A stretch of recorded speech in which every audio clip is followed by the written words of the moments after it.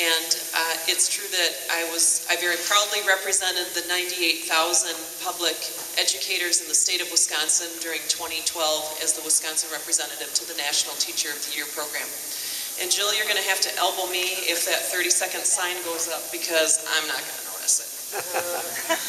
I have prepared something that I want to share with you tonight, because I wanted to make sure that I get it right.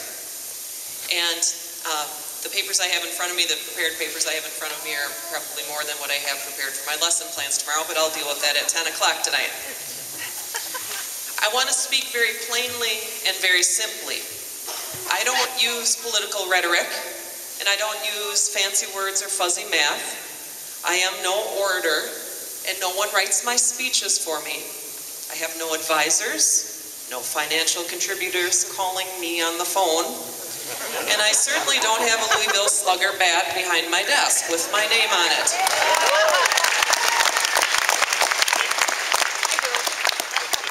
For the last 19 years, I have entered my classroom every day, every single day, with the same mission.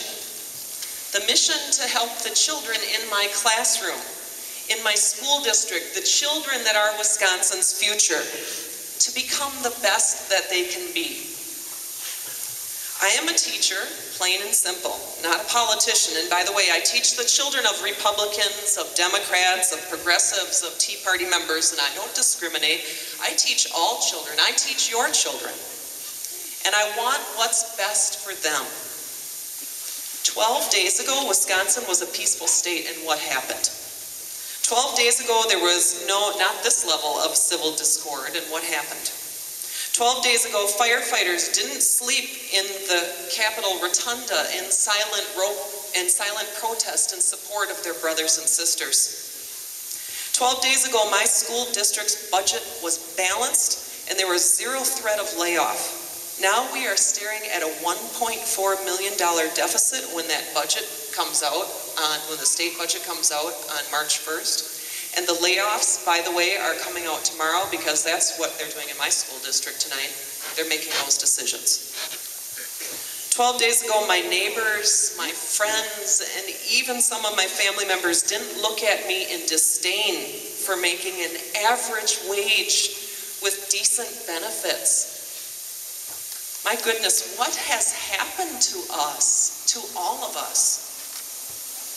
12 days ago, our tradition of fair labor practices in Wisconsin were not in this upheaval.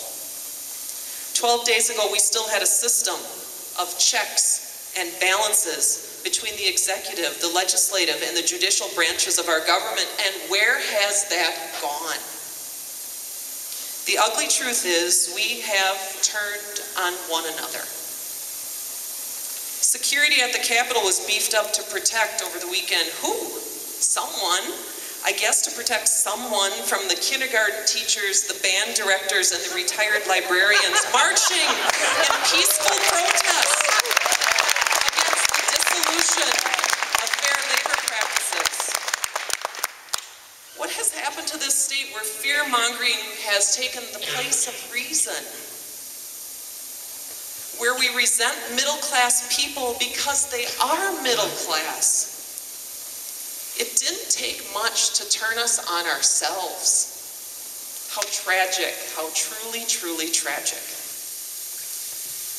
Last week I shared on the Capitol steps stories of people I work with who will be deeply affected, and I'm going to share those stories with you again tonight, the sweetened condensed version. We have a young teacher in our building who is working to become national board certified.